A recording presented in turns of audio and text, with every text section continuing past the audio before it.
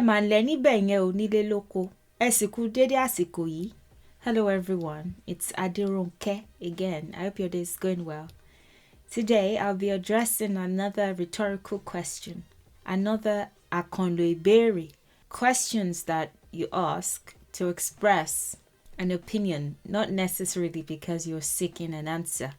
Àkànlò Ìbéèrè.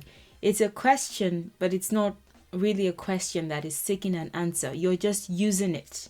Lo is to use. Kan is like just. You're just using it to infer something, to make a statement. And this one involves flies and saws. So I hope you're not grossed out.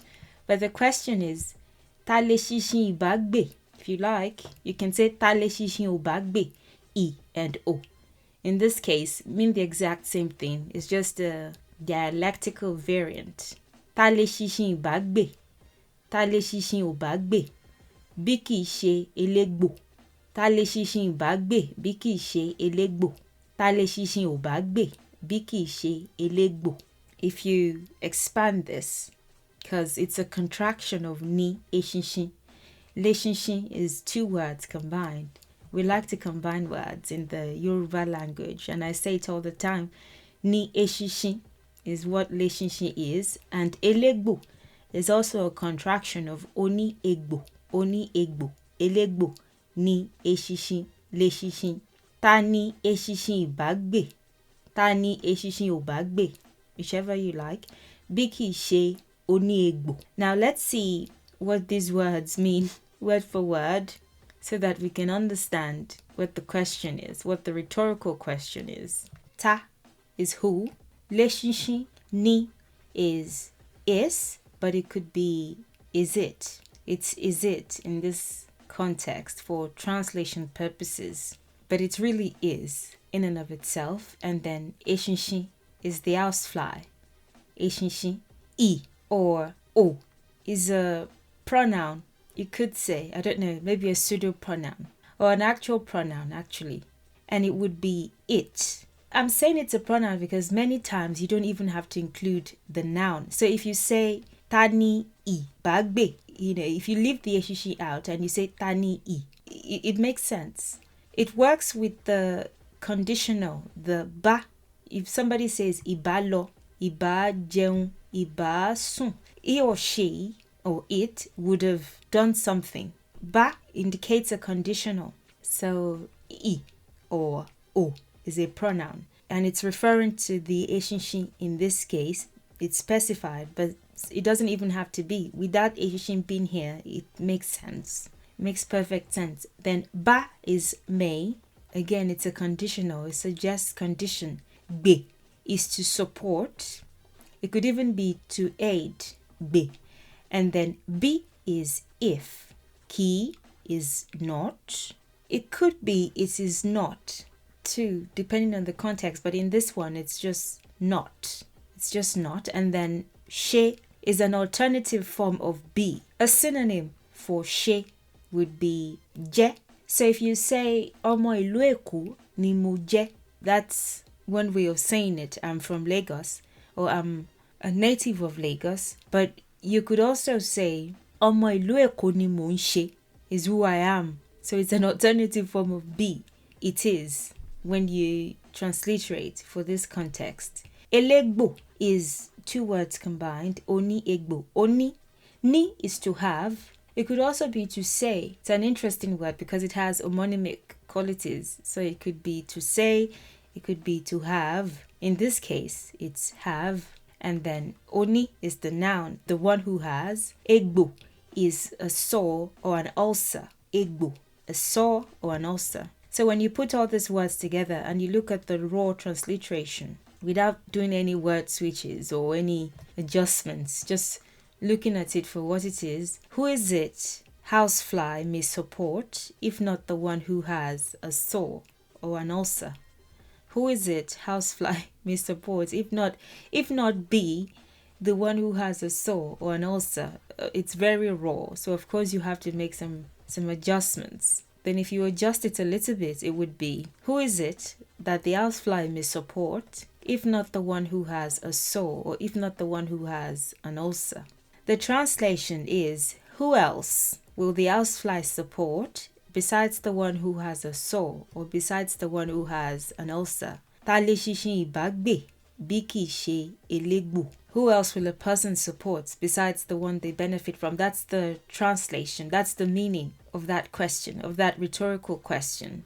Who else will a person support besides the one they benefit from? So you ask this rhetorical question when a person's decision is supported by a sycophant or an opportunist, especially when the decision is disadvantageous. Okay, so if a person is being supported by somebody else, but somebody is against, the decision that the other person is aiding, and they say, well, you are a hater because can't you see this other person is fully on my side with this decision? Can't you see they are completely in support? Why aren't you?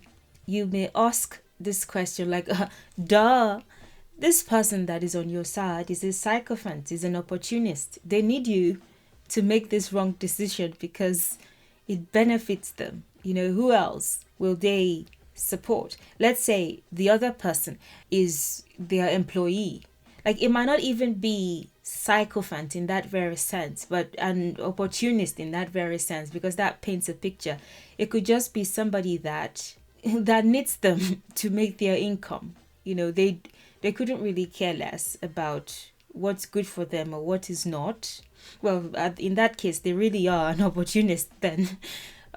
They are more concerned about their own affairs, about what they want to gain from that other person. So they don't want to go against them. They don't want them to make any changes that might drastically affect their own well-being or make any good decisions that might change that. If it's a bad decision, they want to aid it and especially because they are benefiting from it. There are benefits for them. It's kind of a response to somebody saying, this person is completely on my side, you're not. Why aren't you on my side?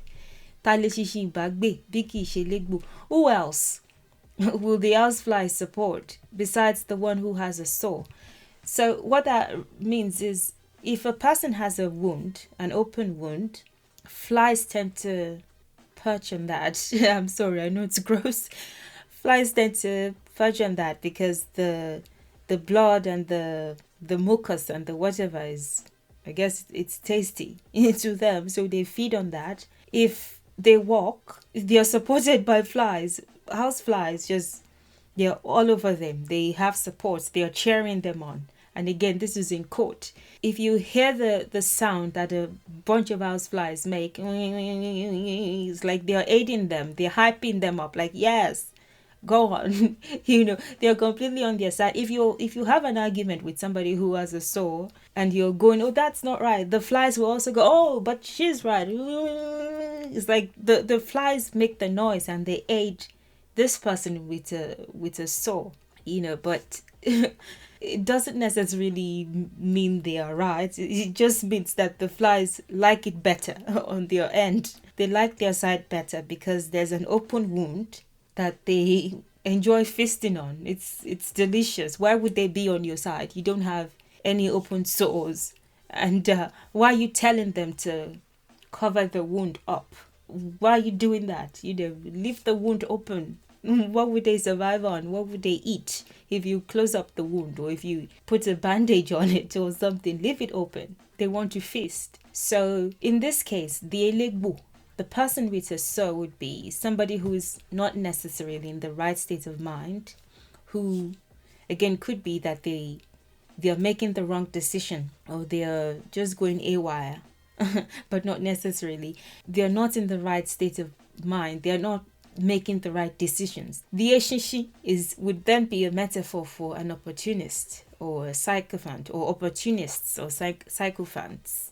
When the person is being spoken to cover up the wound, to fix things, the flies go, and the person says, oh, I don't want to cover up this wound, leave it open. The flies would also go, yes, leave it open. We're enjoying it here. Why? Like, you have no right to tell this person to cover up their wound. Why would you do that? They may not really be blunt about it and say, Again, this is a personification of houseflies. The houseflies don't say anything, but they may not be so blunt and say, oh, it's because we enjoy feasting on the open wound. They may even say, oh, you have no right. Why are you trying to control them? Why are you trying to, So the lesson here really is having a higher number of supporters or aiders doesn't necessarily make you right.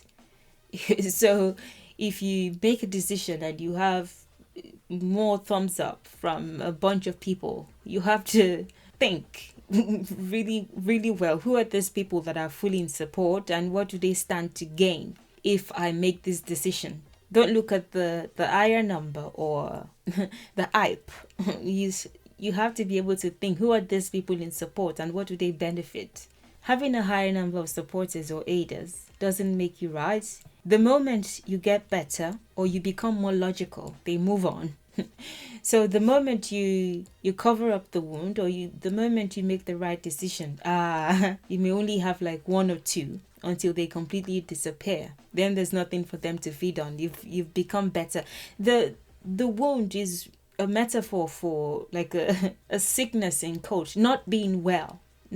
It could be not being well in the mind, even just a level of unwellness in some regard is what the open sore personifies. The moment you get better, they move on. They're no longer on your side, or you don't have that many people on your side anymore. Many people that fall victim to the more noise that I have, the more I think I'm right syndrome.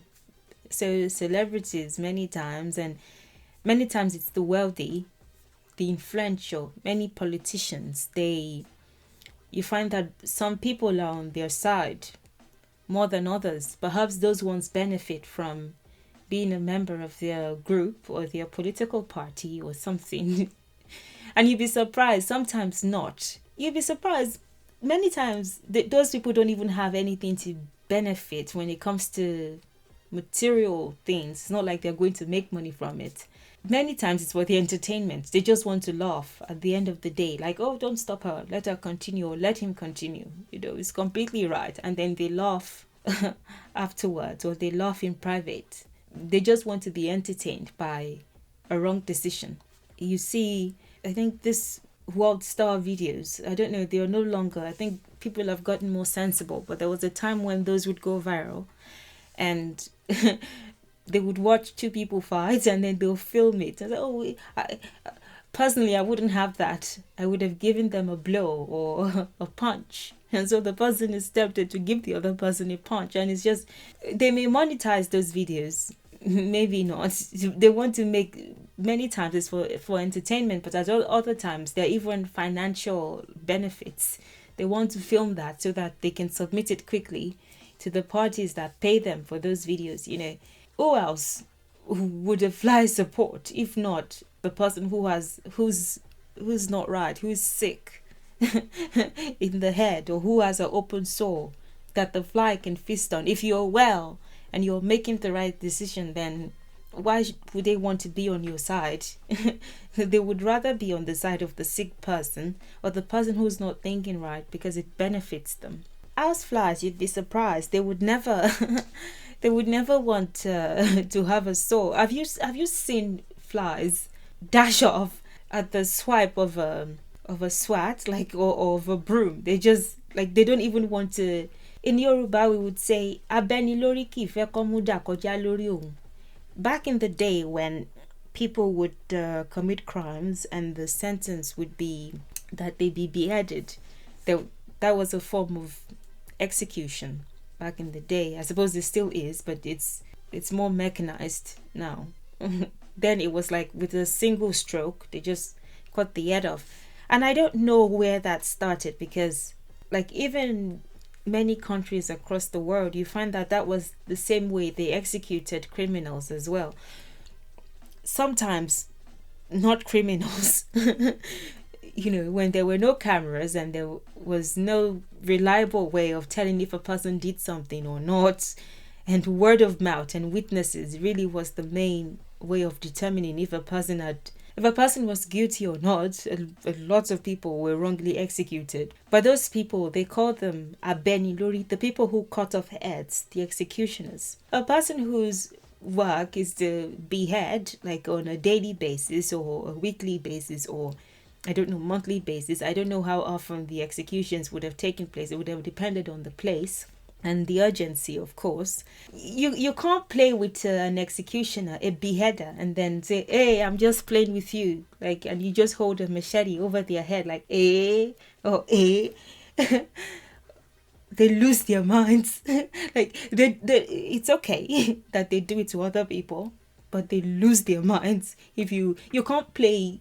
It's rough play. You can't do that with them. They have first-hand experience of the gravity of that, so they don't want you to play that play with them. Same with flies. They like to feast on open sores, but they will do I think they're really good at running away from like being hurt in any way. Flies don't like to be hurt. I've never seen a fly with an open wound. I suppose they're so delicate that I think I have. They lose their ability to fly, and then they become really weak, and then they eventually, just die. Flies don't don't like to be hurt. They don't. No, they like to feast on open sores, but they don't want to get one. They do the best that they can. They do everything within their own power to run away from being hurt. That's sycophants for you. That's opportunists for you. They really don't like when advanced, and they know how to quickly spot other sycophants too, or opportunists. They're not like ants that do all the work. They just fly and they enjoy, I guess. If you're hurt, they enjoy it. They don't necessarily hurt as well too. Like, they don't go out of their way to hurt a person either.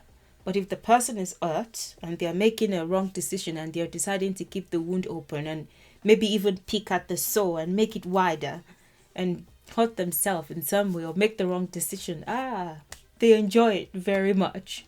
Some people would already have like one or two people in mind that they can think of that are either the sycophants or opportunists or the people who are victims of these sycophants. Sometimes there's a financial benefit. At other times it's just entertainment. Leṣinṣin bí kìí ṣe elegbo. Who else would a housefly support if not the one who has the sore? If you're the one making sense of, they tell you to shut up, how would they get their daily entertainment if the one with the sore doesn't come out and make a fool of themselves and pick at the sore and make it worse? How would they get their next feed? So of course they're going to support the one who is not well. So yeah, that's the meaning of that rhetorical question. If you have any questions, please don't hesitate to let me know in the comment section below. Thank you for watching and for your time, and I'll see you in the next video. Enjoy the rest of your day, and bye for now.